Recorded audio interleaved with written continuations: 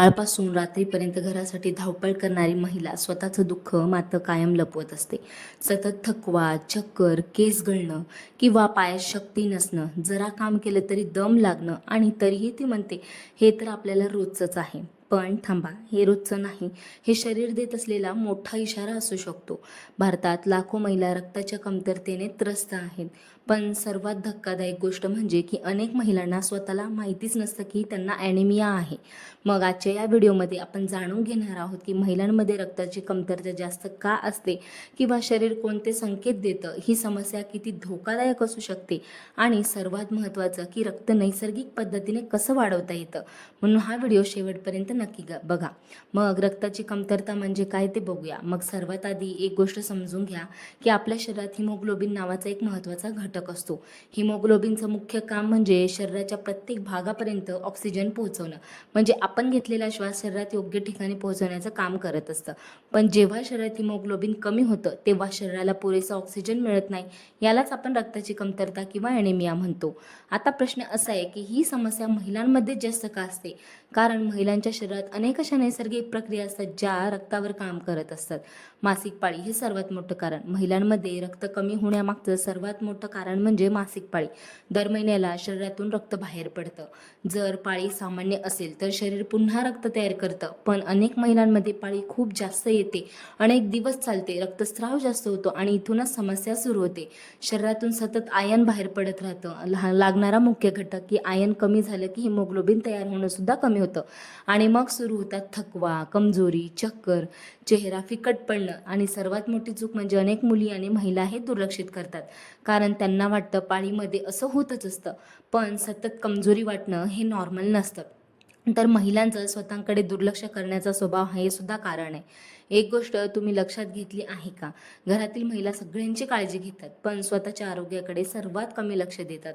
सगळ्यांना जेवण वाढून झाल्यावर स्वतः उरलेलं अन्न खाणं किंवा वेळेवर चहा पिऊन स्वतः दिवस काढणं, हा अनेक घरांमध्ये रोज घडतं. शरीराला योग्य प्रमाणात iron, vitamin B12, folic acid, protein मिळालं नाही तर रक्त तयार होण्याची प्रक्रियाच कमी होते. मग त्यात आजकाल डायटिंगचा ट्रेंड खूप वाढला आहे. कमी खाणं म्हणजे वजन कमी होईल, पण शरीर कमकुवतही होऊ शकतं. आता आहे गर्भधारणा आणि प्रसूतीचा परिणाम.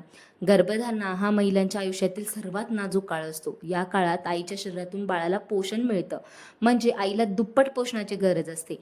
जर या काळात योग्य आहार मिळाला नाही तर आईच्या शरीरातील आयन वेगाने कमी होऊ लागतं. त्यात उलट्या, भूक कमी लागणं किंवा कमजोरी, मग ह्या गोष्टींमुळे समस्या आणखी वाढते. प्रसूती दरम्यान रक्तस्राव होतो. जर आधीच हिमोग्लोबिन कमी असेल तर प्रसूतीनंतर महिला खूप कमजोर होऊ शकते. म्हणून डॉक्टर गर्भधारणेदरम्यान आयर्न गोळ्या देतात. आता आहे चहा आणि कॉफीची सवय. एक महत्त्वाची गोष्ट की अनेक महिलांना दिवसातून 3 ते 4 वेळा चहा पिण्याची सवय असते. पण तुम्हाला माहिती आहे का की कॉफी घेतल्यानं शरीरात आयर्नचं शोषण कमी होत असतं. म्हणजे तुम्ही आयर्नयुक्त पदार्थ खाल्ले तरी ते शरीर पूर्णपणे वापरू शकत नाही. विशेषतः जास्त चहा, जास्त कॉफी, थंड पेय, जंक फूड हे शरीराला कमजोर बनवत जात असतं. आता आहे शरीर देत असलेले सुरुवातीचे संकेत.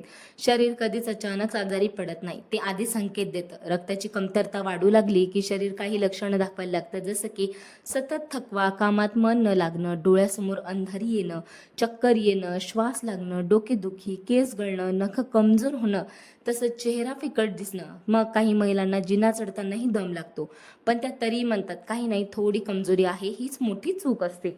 आता आहे किशोरवयीन मुलींमध्ये वाढती समस्या. आजकाल लहान वयातील मुलींमध्ये हिमोग्लोबिन कमी दिसतं. यामागे मोठी कारणं आहेत की जंक फूड, कोल्ड ड्रिंक्स, मोबाईलमध्ये व्यस्त राहणं, योग्य आहार न घेणं, सतत डाएटिंग, शरीर वाढीच्या काळात योग्य पोषण मिळालं नाही तर त्याचा परिणाम भविष्यातही दिसतो. मग अनेक मुलींना अभ्यासात लक्ष लागत नाही, कमजोरी वाटते, चेहरा निस्तेज दिसतो आणि यामागे कारण असू शकतं की रक्ताची कमतरता. मग याचा गंभीर परिणाम कसा होतो तर अनेक लोक ॲनिमियाला छोटा आजार समजतात, पण गंभीर रक्ताच्या कमतरतेमुळे हृदयावर ताण येऊ शकतो, रोगप्रतिकार शक्ती कमी होते, शरीर पटकन आजारी पडतं, मेंदूची कार्यक्षमता कमी होते. गर्भवती महिलांमध्ये मग बाळाची अकाली प्रसूतीचा धोका वाढतो. म्हणून ॲनिमियाकडे कधी दुर्लक्ष करू नका. आता रक्त वाढवण्यासाठी काय खावं? तर सर्वात महत्त्वाचा प्रश्न की आपल्याला रक्ताची कमतरता असेल तर नेमकं काय खाल्लं पाहिजे? फक्त चांगलं खा असं म्हणणं सोपं असतं, पण कोणत्या पदार्थातून शरीराला काय मिळतं हे समजणं खूप गरजेचं आहे.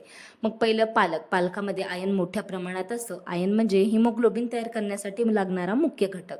पालक खाल्ल्याने हिमोग्लोबिन वाढायला मदत होते, शरीराला ताकद मिळते, कमजोरी कमी होते. पण लक्षात ठेवा, पालकासोबत लिंबू घेतलं तर आयर्न जास्त शोषलं जातं. मग मेथीमध्ये आयर्न सोबत फॉलिक ॲसिड सुद्धा असतं.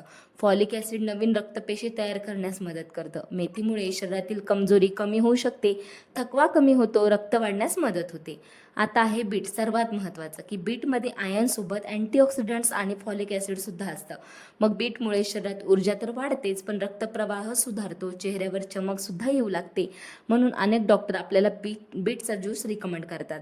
डाळिंबामध्ये आयर्न आणि व्हिटॅमिन सी असतं. डाळिंब खाल्ल्याने हिमोग्लोबिन सुधारायला मदत होते, शरीरातील कमजोरी कमी होते, थकवा कमी जाणवतो. खजूर हा नैसर्गिक ऊर्जा देणारा पदार्थ आहे. यामध्ये आयर्न आणि नैसर्गिक साखर असते. खजूरमुळे शरीराला पटकन ऊर्जा मिळते, रक्त वाढण्यास मदत होते, कमजोरी कमी होऊ शकते. आता आहे मनुके. मनुक्यांमध्ये पण आयर्न आणि कॉपर असतं. कॉपर शरीराला नवीन रक्तपेशी तयार करण्यास मदत करतं. रात्री भिजवलेला मनुका खाल्ल्याने शरीराला ताकद मिळते, थकवा सुद्धा कमी होतो आणि रक्त वाढायला पण मदत होते. गुळामध्ये नैसर्गिक आयर्न असतं. पूर्वी लोक जेवणानंतर गुळ खायचे, कारण तो शरीराला ऊर्जा देतो. गुळामुळे हिमोग्लोबिन तर सुधारायला मदत होतेच, पण शरीराला ताकदही मिळते. आता डाळी आणि कडधान्य, मूग, हरभरा, मसूर, चवळी यांसारख्या डाळींमध्ये आयर्न, प्रोटीन, फॉलिक ॲसिड मोठ्या प्रमाणात असतं. रक्त तयार होण्यासाठी शरीराला प्रोटीनचीही गरज असते.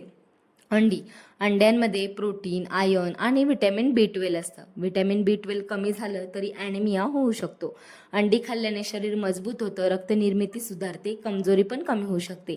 चिकन आणि लिव्हर, मांसाहार करणाऱ्यांसाठी चिकन आणि लिव्हर हे आयर्नचे खूप चांगले स्रोत आहेत.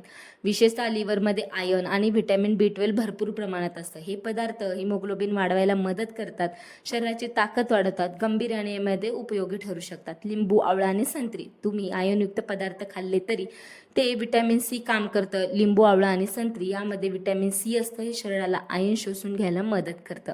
म्हणून पालकावर लिंबू पिळा, जेवणासोबत आवळा खा, फळांचा समावेश करा, यामुळे आयर्नचा फायदा जास्त होतो.